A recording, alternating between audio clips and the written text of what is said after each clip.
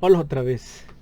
Me quedé con la espinita de por qué no había funcionado la simulación propuesta en el último ejercicio donde el voltaje de entrada es variable y había yo configurado mal el offset de mi circuito, ¿sí? Ya lo, ya lo realicé. En un momento que haga la simulación van a ver qué es lo que espero o qué es lo que estamos esperando. Vamos a hacer la simulación para ver cuál es la señal de entrada. Recuerden que este es exactamente la continuación del último video que hice del diodo Zener, ¿sí?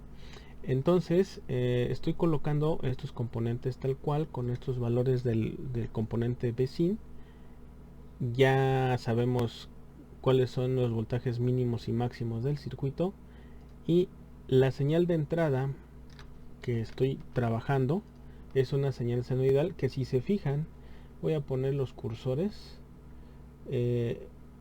Los picos mínimos están en 8 volts según lo que podemos ver aquí en la parte inferior de la pantalla, ¿sí?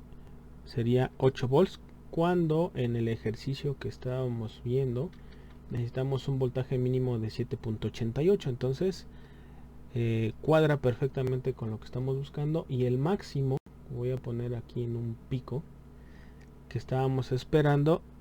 Aquí tenemos uno de 45.39 contra 45.34. Se pasa por un poquitito, pero bueno, nos va a servir para que vean qué es lo que sucede en el diodo Zener cuando le aplicamos una señal cambiante en el tiempo, pero que está dentro del rango del voltaje mínimo y máximo del circuito.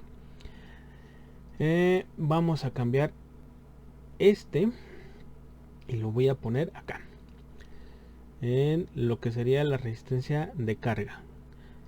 Si se fijan, aquí nos aparece una señal como una señal rectificada, ¿no?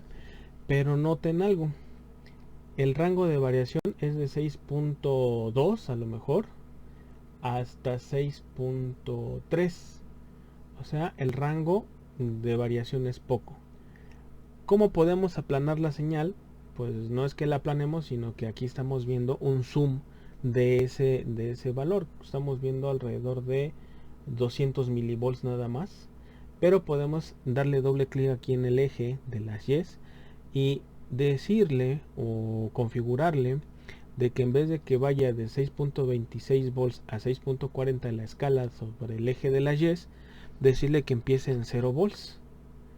Y con eso, si se nota, ya podemos ver que nuestro Zener está funcionando tal cual, o sea, está manteniendo una señal lo más parejo posible que se pueda. Obviamente aquí estamos teniendo una gran variación de la señal, ¿no? Estamos viendo qué pasa con la amplitud mínima y máxima si nosotros lo aplicamos a nuestro circuito. Podríamos a lo mejor ponerlos en una sola gráfica. ¿Qué les parece? Para que veamos cómo agregar una gráfica. Vamos a irnos al menú plot, perdón, y vamos a agregar un plot a la ventana. Fíjense que si yo selecciono aquí, o sea, si hago clic en la parte superior, aparece aquí la leyenda cell. Si hago clic en la parte inferior, la leyenda cell se pasa hacia la parte inferior. Voy a seleccionar la parte superior y voy a colocar un marcador en esta parte, ¿sí? Voy a salirme de aquí para que veamos qué es lo que estamos viendo en esta parte. Ahorita voy a cambiar todo esto y voy a colocar otro marcador en ese punto. Pero aquí tengo un problema, perdonen. Lo que quería era pasarlo a la otra gráfica. Vamos a suprimir de aquí, seleccionamos la gráfica de abajo y ahora sí colocamos otro marcador. Ya aparecen las dos gráficas. Se puede notar entonces que mientras este está variando, la variación de este es muy pequeña. De hecho, este sí empieza en 0 volts. En ambos casos empieza en 0 volts, pero si se fijan, la señal está recorrida hacia arriba, la señal de entrada, con lo que podemos observar que efectivamente el diodo Zener intenta mantener lo más parejo posible la señal de salida. A este comportamiento en el cual la entrada tiene una variación muy pronunciada para nuestro caso, para nuestro ejercicio, cuando se tiene una variación muy marcada y a la salida se tiene una variación muy pequeña, a este efecto se le llama regulación de voltaje.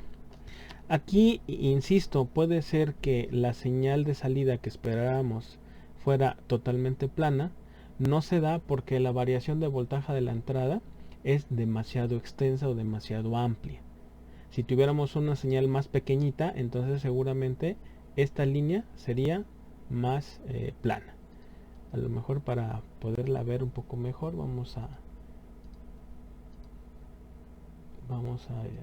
cambiarle ciertas propiedades y listo.